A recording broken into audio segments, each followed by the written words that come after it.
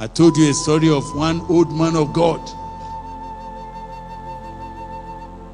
They were the first evangelists that I have heard about. When they are preaching on radio, there's no television at that time. You just put your hand where they are preaching, far away, say, put your hand on your radio.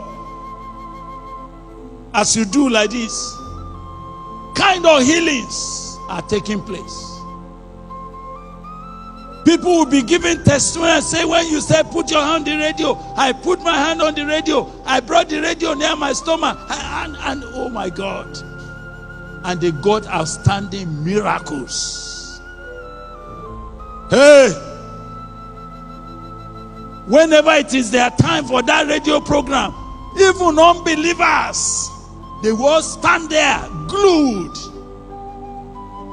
And it was affecting the land in a very powerful manner. Yeah. And I've been wanting to meet him, because I love to go and meet men that God has used.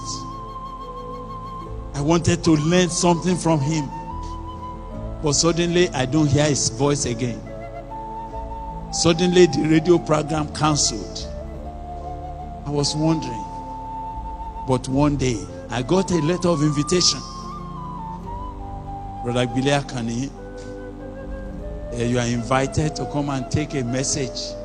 So, and then they put that Baba's ministry name. I said, signed by him. I said, no, if an elder is calling me, not for what I want to preach, just to see him. That's how I prepared.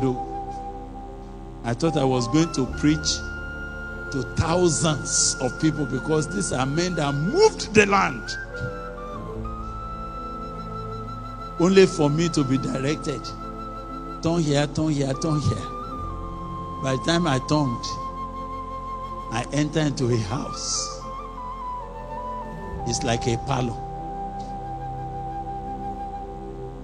I said, where is the meeting? He said, this is the meeting. I'm telling you, my brother, no matter how famous you think you are, sin will defame you.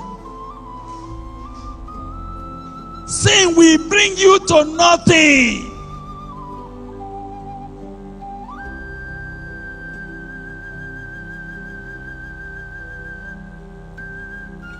I was still confused when they led me to the man of God. They said, Brother Billy has arrived. I prostrated. He was an elder. I greeted him.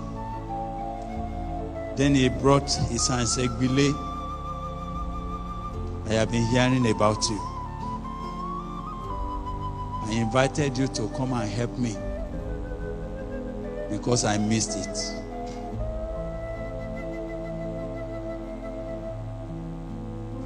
But much more than the meeting you are going to speak, it's not the meeting. I want to meet you so that I can tell you what happened to me. If you will be careful for it not to happen to you. I drew my chair. Then Baba began. He said, God used me mightily. There was an anointing that God poured on my head. He was telling me. We went to cities and cities gathered. Miracles. But you see me today. Everything has finished. I said, Baba, what? He said, you see. So everything you see here now is everything that remained.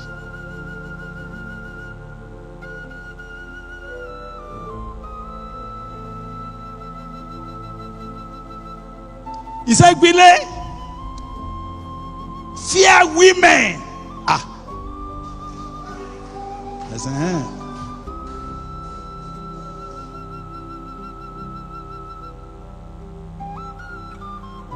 Said the lust of women enter my life. It was like a joke. I am finished. I'm finished. But God still told him, but what I called you to do, you have not finished it. Go and finish. But I'm finished.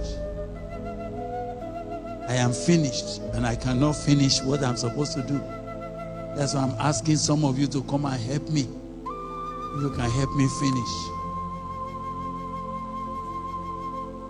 I remember I just knelt down. I wasn't praying for Baba. I cried for myself.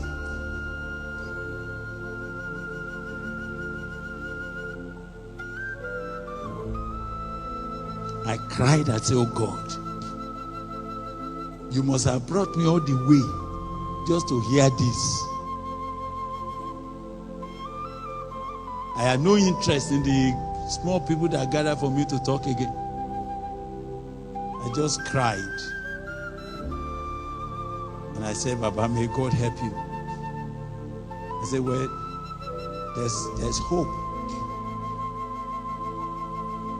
If you see a tree that is cut down, but the root has not been removed, it may sprout again.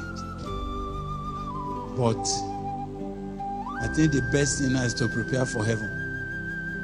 He says, sir, I've been trying. I don't know where to start my restitution.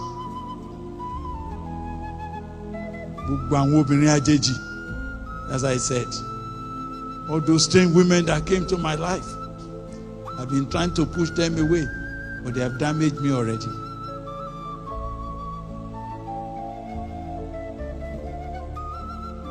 Sin. Sin is a very small word, but it has cut men short. It says sin is a reproach to any man. We are praying tonight, and I don't want you to be looking up and down. God came and told Esau, is this Cain? He said, Cain, sin is crouching at your door, and it is important for you to crush it. You must overcome it. Otherwise, it will make you useless. I don't think Cain understood, or he was too stubborn. That's how he became a useless vagabond all his life. What is that thing that makes young men to faint? What is that thing that makes energetic youth to utterly fall? What is it? What is it that the devil had used to scatter many great works? There are men that God set up that will have brought revival that will shake nations, but sin silenced them.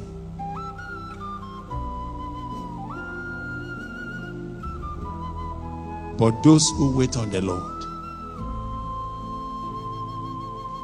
I want to ask you to join me in prayer tonight. Our brother said there's an appointment. He said this is not the you that we used to know. This is not how you began. This is not the fire we started seeing with you. Something finished it. Something punctured it. Maybe a friend, maybe a business, maybe an ambition somewhere. It may be something that looks lucrative. You didn't see the needle inside. It may look as if there's no problem. You didn't see that the enemy has packaged it for you. And you may be sitting here looking and saying, well, nobody knows, nobody knows. Do I need to know? If it is for people to know, that would have been a little problem. But sin actually does not want anybody to know until he has finished you. He doesn't want people to know. He wants you to be alone so that he can isolate you for slaughter.